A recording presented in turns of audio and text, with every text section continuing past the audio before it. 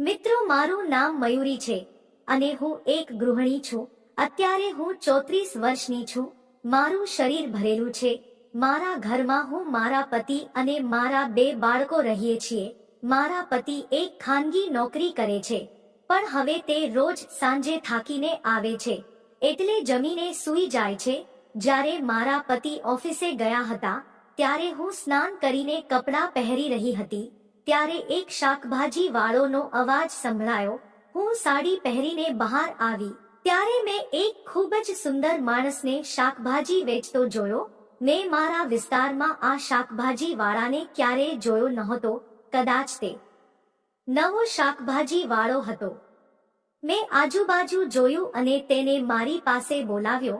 જ્યારે તે નજીક આવ્યો ત્યારે મેં શાકભાજીના ભાવ પૂછ્યા ત્યારે એણે મને કહ્યું કે ભાભી, તમારે શું જોઈએ છે? અને મેં એની સામે જોઈને કીધું કે મને એક મોટી કાકડી, ગાજર, મૂળા અને કોબીજ જોઈએ છે, કારણ કે મારે આજે સલાડ બનાવવો છે. ત્યારે તે હસવા લાગ્યો અને કીધું કે તમારે કેવડી મોટી કાકડી જોવે છે.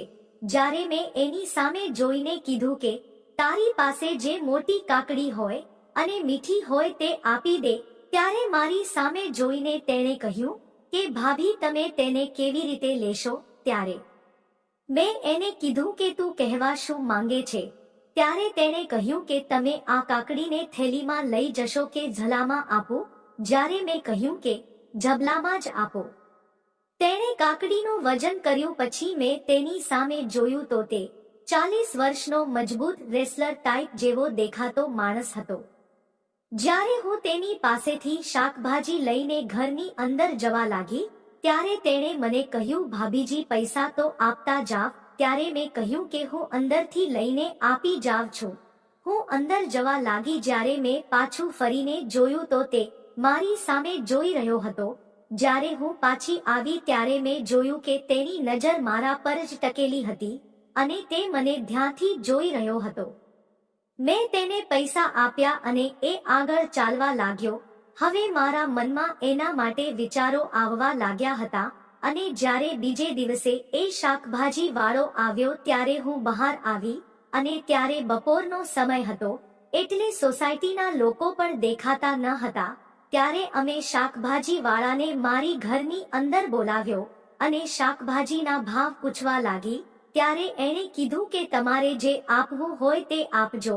ત્યારે મેં કીધું કે કાલની કાકડી કડવી હતી, તેનાથી મારો સંભારો બગડી ગયો છે. જો આજે લાંબી અને જાડી કાકડી હોય તો આપો, બાકી ચાલતી પકડો.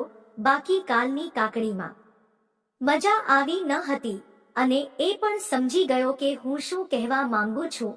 એટલે મને એણે કીધું કે મારી પાસે જાડી કાકડી છે, કહેતા હોય તો એ તમને આપું. અને મારે પણ જાડી કાકડીનું જ કામ હતું એટલે મેં તેને કીધું કે હા, એ મને જરૂર આપો. આટલું કહીને હું કિચન તરફ જવા લાગી તો તે પણ પોતાની કાકડી લઈને કિચનની અંદર આવી ગયો. અને પછી જે થયું તે હું તમને મારી કહાનીના બીજા ભાગમાં જણાવીશ. મિત્રો, વિડીયો પસંદ આવ્યો હોય તો વિડીયોને લાઈક અને ચેનલને સબસ્ક્રાઇબ જરૂર કરશો. ફરી મળીશું એક નવા વિડીયોમાં. ત્યાં સુધી આવજો.